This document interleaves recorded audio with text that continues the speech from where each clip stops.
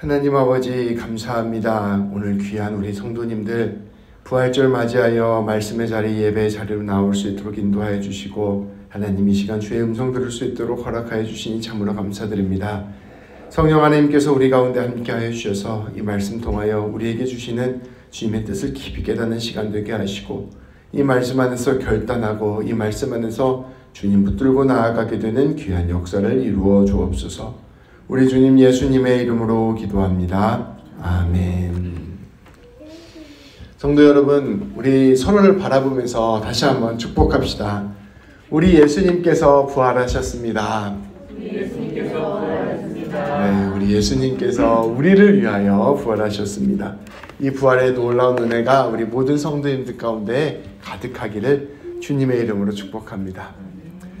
성도 여러분, 오늘은 우리 예수 믿는 사람들, 우리 그리스도인들에게 있어서 가장 중요한 날이라고 할 수 있는 부활절입니다. 우리 기독교는 부활의 고백 위에서 세워진 종교입니다. 예수님의 제자들은 예수님의 부활을 목격하고 난 후에 완전히 새로운 사람들이 되었습니다.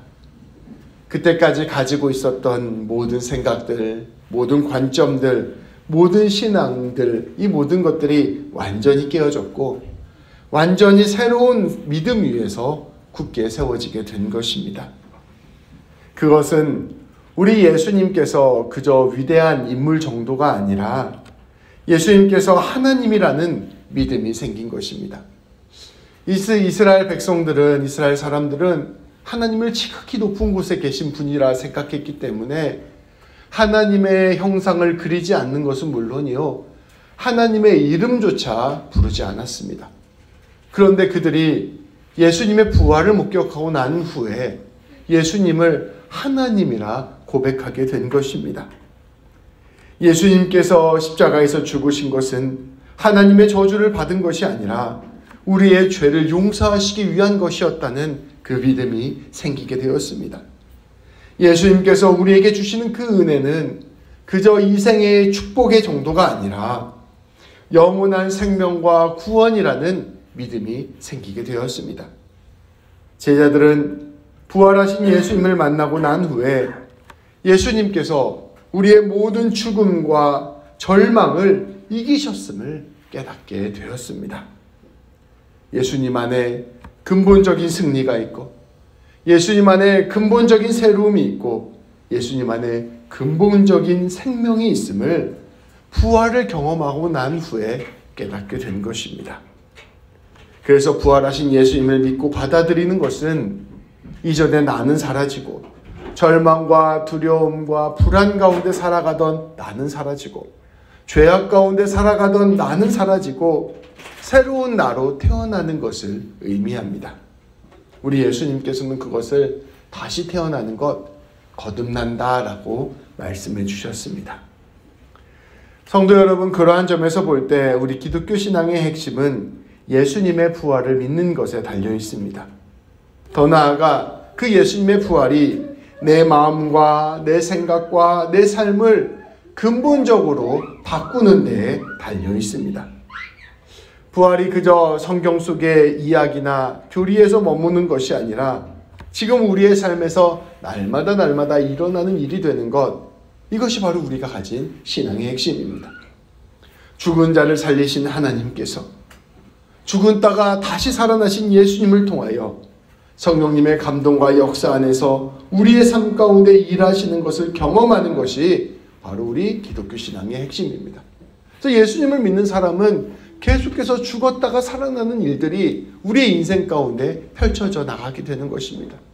예전에 내 삶 가운데 부족하고 연약하고 상처가 되고 절망되었던 부분들이 계속해서 새로운 나로 거듭나는 삶을 경험하는 것, 이것이 바로 예수님 믿는 사람의 삶의 모습이라는 것입니다. 우리가 날마다 주일에 와서 예배 드리는 것은 바로 이 주일이 예수님께서 부활하신 요일이기 때문입니다. 우리가 날마다 또 매 주마다 부활을 기억하고 또 바라보고 경험하는 시간을 우리가 주일을 통하여 지내는 것입니다. 성도 여러분, 부활신앙이 또 부활의 역사가 우리 성도님들의 마음과 삶 가운데 있으십니까? 부활의 능력이 우리 성도님들의 삶을 통하여 일어나고 있습니까? 부활의 소망이 우리의 인생을 붙들고 있습니까? 오늘 부활주의를 맞이하여 다시 한번 이 부활이 우리의 삶 가운데 실제 살아서 역동하는 일들이 되기를, 그러한 일들을 경험하는 성도님들이 되시기를 주님의 이름으로 축복합니다. 그렇다면 어떻게 하면 2000년 전에 부활하신 예수님, 그 부활의 생명의 역사가 우리의 삶 가운데서 이루어질 수 있을까요?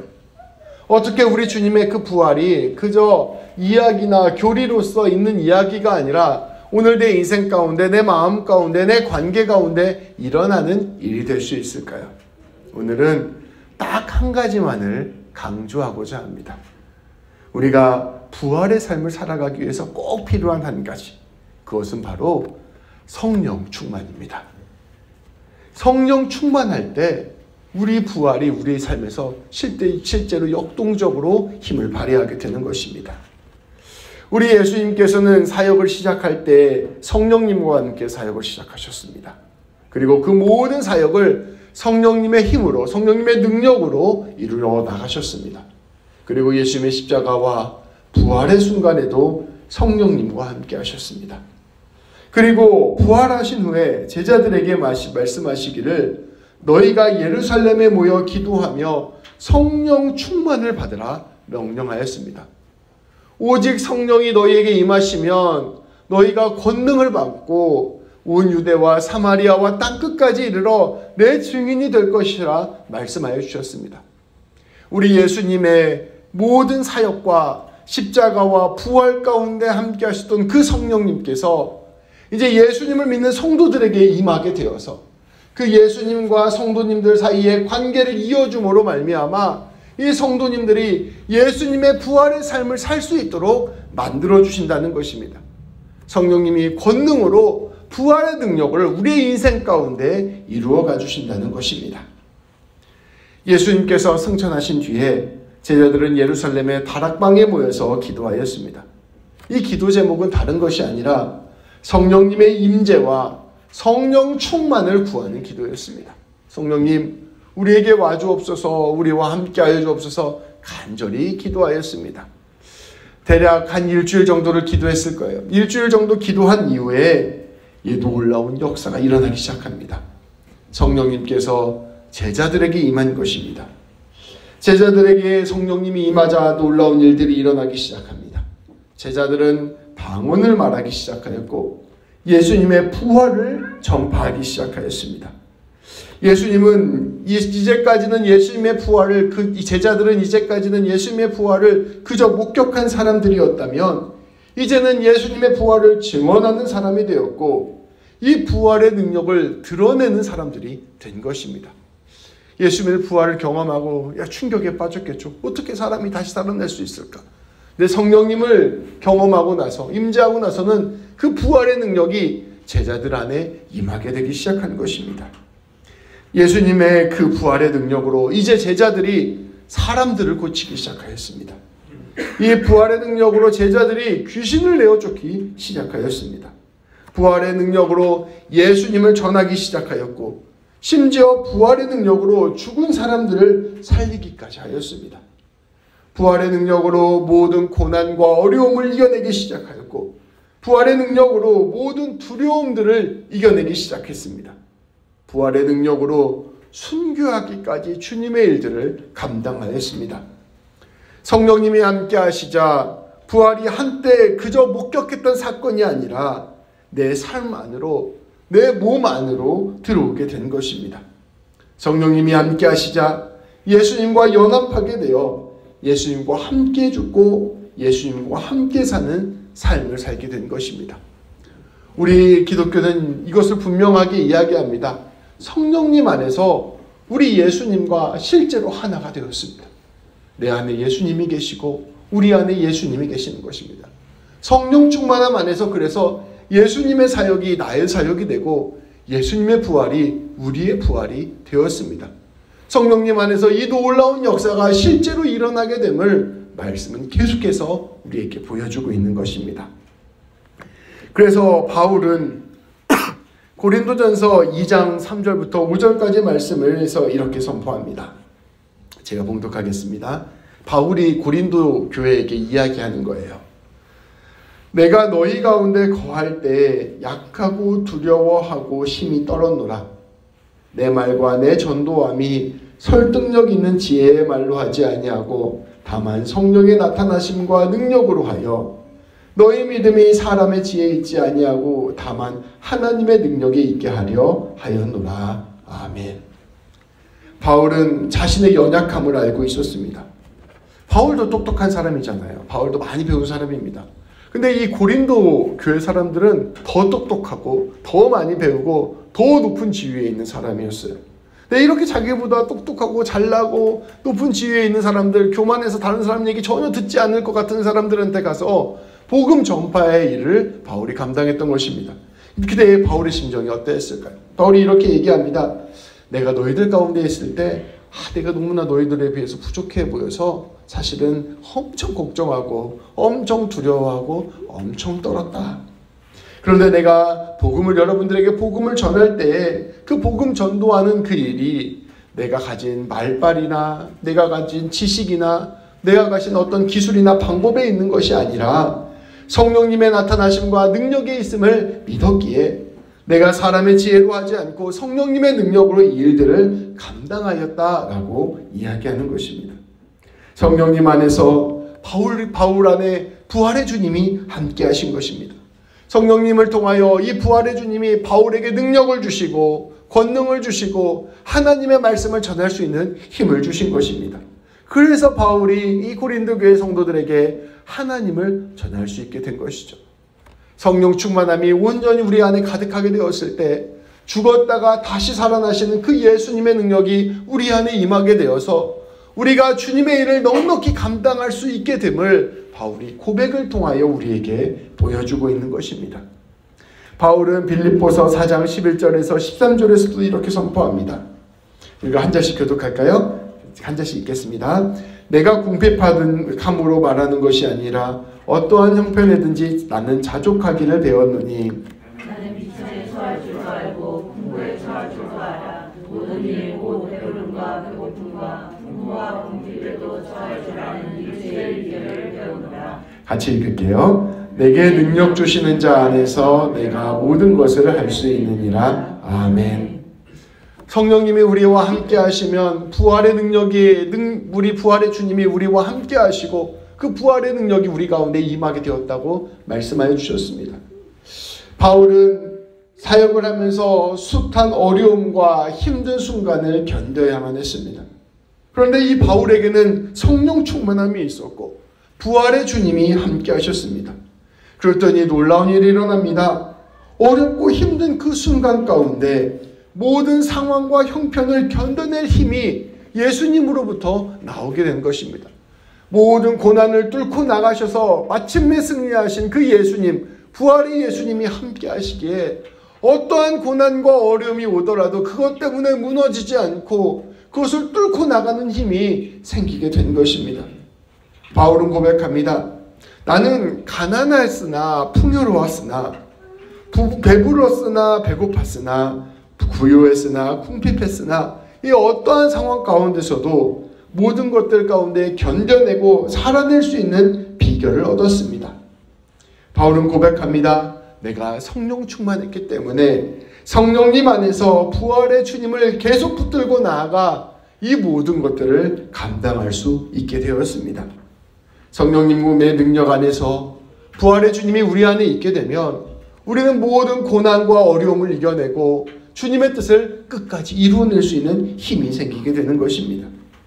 그래서 바울은 놀랍게 모든 상황을 뚫고 나가 주님의 일들을 감당했습니다. 바울은 로마서 14장 17절에서는 이렇게 선포합니다. 하나님의 나라는 먹는 것과 마시는 것이 아니요 오직 성령 안에 있는 의와 평강과 희락이라.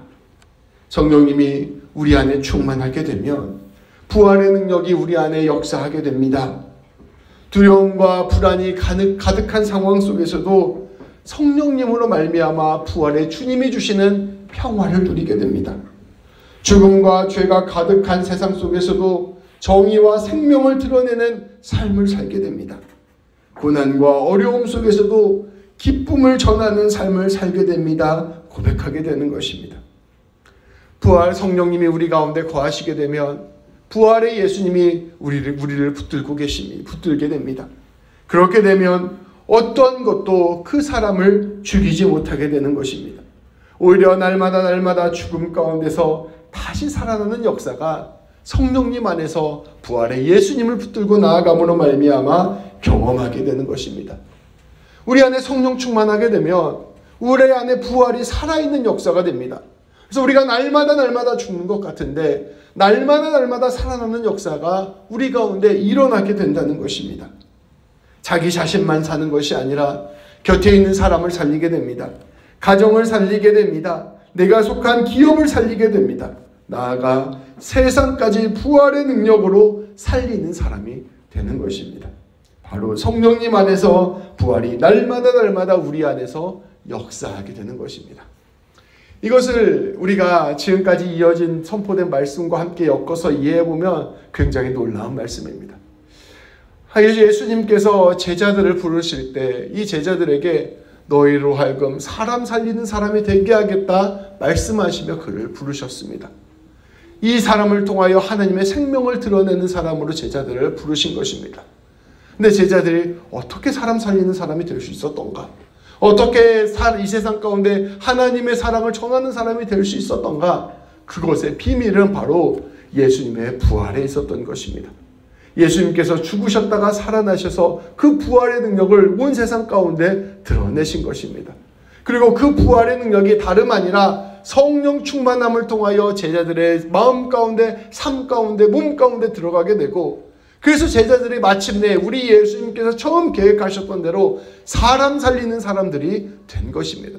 모든 상황과 역경을 이겨내고 모든 고난과 환난을 뚫고 나가 주님의 생명을 드러내는 존귀한 존재로 세움받게 되는 것이 성경 전체가 우리에게 이야기해주는 주님의 사역의 흐름입니다. 그래서 성령님 안에서 우리가 붙들리게 된다면 날마다 우리는 부활의 삶을 살 수 있게 되고, 예수님께서 제자들을 부르셨던 그 역사, 사람을 살리는 삶을 살 수 있게 되는 것입니다. 그래서 우리에게 꼭 필요한 것은 다름 아니라 성령 충만함입니다. 우리가 진실로 성령 충만한 삶을 살아야 합니다. 그렇다면 성령 충만함은 어떻게 가능할까요? 성령 충만함은 어려운 일이 아닙니다. 성령 충만함은 우리가 끊임없이 교회에서 배우는 신앙의 기본을 충실히 할 때 우리가 성령 충만의 길로 나아갈 수 있습니다. 우리 예수님께서는 구하라, 찾으라, 두드리라 라고 말씀하셨습니다. 그리고 구하고 찾고 두드리는 자에게 성령을 선물로 주시겠다 약속하셨습니다. 제자들도 하나님께 간절히 구하고 찾고 두드려서 기도함으로 성령 충만함을 경험하였습니다. 성령 충만하기 위해서는 무엇을 해야 되냐? 주님, 내가 성령 충만하게 해 주옵소서 기도해야 합니다. 하나님께서 그 기도를 들어주시고 그 기도를 통하여 우리에게 성령 충만함의 역사를 이루어 주시는 것입니다. 성도 여러분, 성령 충만함을 기도하십시오. 한번 주님 성령 충만하게 해주시옵소서 이렇게 기도하고 끝내지 마시고 70대 때로 간절히 주님께 날마다 성령 충만함을 위하여 기도하십시오. 내 안에 성령님이 충만하게 하여 주시고 성령님을 통하여 놀라운 부활의 권능이 내 안에 임하게 하시고 그리하여 성령 충만함의 역사를 내 삶을 통하여 경험하게 하여 주옵소서. 우리는 매일매일 기도해야 할 것입니다. 우리의 마음의 문을 열어 늘 성령 충만함을 기도해야 할 것입니다. 그러나 우리가 기도가 어려운 순간이 있습니다. 성령 충만함을 위하여 또 좋은 방법이 하나 더 있습니다. 찬양을 하고 찬양을 듣는 것입니다. 우리 성령님께서는 찬양 가운데 일하시고 찬양 가운데 역사하시기 때문입니다. 바울과 실라가 감옥에 갇혔을 때 그들이 찬양함으로 성령님의 역사를 경험합니다. 찬양 가운데 성령님이 우리의 마음을 사로잡아 주시고 찬양 가운데 성령님이 우리의 마음을 감동케 하여 주시고 찬양을 통하여 우리에게 성령 충만함을 경험하게 해주십니다. 나는 노래 부르기도 힘들고 찬양하기도 너무 힘듭니다 라는 마음이 드시면 그냥 운전하시면서 찬양이라도 틀어주십시오. 찬양 너무 좋잖아요. 찬양 들으면서 주님, 제가 성령 충만함을 늘 원하고 있습니다. 간구하며 나아갈 때 우리 주님께서는 찬양의 감동을 통하여서도 우리에게 성령 충만함의 역사를 허락하여 주실 것입니다. 그리고 우리가 성령 충만함을 위하여 무엇보다 중요한 것은 말씀을 가까이 하는 것입니다. 에베소서 6장 17절 말씀은 말씀이 성령님의 검이라고 이야기하고 있습니다. 말씀을 들을 때 성령님께서 그 말씀을 통하여 우리의 심령을 찔러주시고 우리의 마음을 성령 충만함으로 바꾸어 주십니다. 성령님께서 말씀을 통하여 우리에게 충만하게 역사하시고 임하시기 때문입니다. 말씀 자체가 성령님의 감동으로 쓰여진 것입니다. 그래서 우리가 말씀 가운데 깊이 임하게 될 때 우리 하나님께서는 말씀을 통하여 성령 충만함을 우리에게 선물로 주십니다. 그래서 우리가 성령님을 말씀을 통하여 경험하게 되는 것입니다. 성도 여러분, 우리에게는 이미 성령님이 내주하여 계십니다. 우리 모든 사람 안에 성령님이 계셔요. 누구든지 성령님이 아니고서는 예수님을 주님이라 고백할 수 없기 때문입니다. 성령님이 우리 안에 살아계심을 우리는 기억해야 합니다. 그러나 우리는 성령 충만함을 날마다 구해야 합니다. 데살로니가 5장 19절 말씀은 이렇게 이야기합니다. 성령을 소멸치 말라. 우리 안에 계신 그 성령님을 외면하지 말라는 것입니다. 우리 안에 계신 그 성령님을 무시하지 말라는 것입니다. 우리 안에 있는 성령님이 우리의 삶을 붙들고 장악하고 우리의 삶 가운데 충만하게 임하도록 늘 성령 충만함을 구해야 한다는 것입니다. 성령님께 우리의 모든 삶을 의지하고 성령님께 우리의 모든 기도를 올려드리며 성령님을 늘 구하며 성령님과 함께하기를 붙들고 나아갈 때 우리 하나님께서는 놀랍게 우리의 인생 가운데 역사하시고 일하신다는 것입니다. 우리 성령님께서는 부활의 의미를 깨닫게 할 뿐만 아니라 부활의 능력으로 부활의 권능으로 우리 안에서 일하시며 나아가 우리를 통하여 부활의 역사를 온 세상 가운데 전하게 하신다는 것입니다. 말씀을 정리하겠습니다. 부활절의 가장 큰 의미는 우리를 지극히 사랑하사 우리를 위하여 십자가에 못 박혀 죽으신 우리 예수님께서 우리의 모든 죄와 사망의 권세를 이기시고 살아나셨다는 것입니다. 그리고 지금도 이 세상을 다스리시고 우리의 인생을 주관하여 주신다는 것입니다. 그 사랑으로, 그 용서로, 그 생명으로 우리의 모든 인생 가운데 함께 하시며 우리의 인생 가운데 생명을 부어주시며 우리의 인생을 새롭게 하시며 우리의 인생을 통하여 하나님의 일들을 이루어 가신다는 것, 그것이 바로 부활절의 의미입니다. 우리 예수님께서 우리 안에 거하시고 우리가 예수님 안에 거하게 하심으로 우리의 기도가 주님의 기도가 되고 주님의 기도가 우리의 기도가 되어서 우리가 주님이 원하시는 모습으로 빚어져 가는 것, 그것이 부활의 참 의미입니다.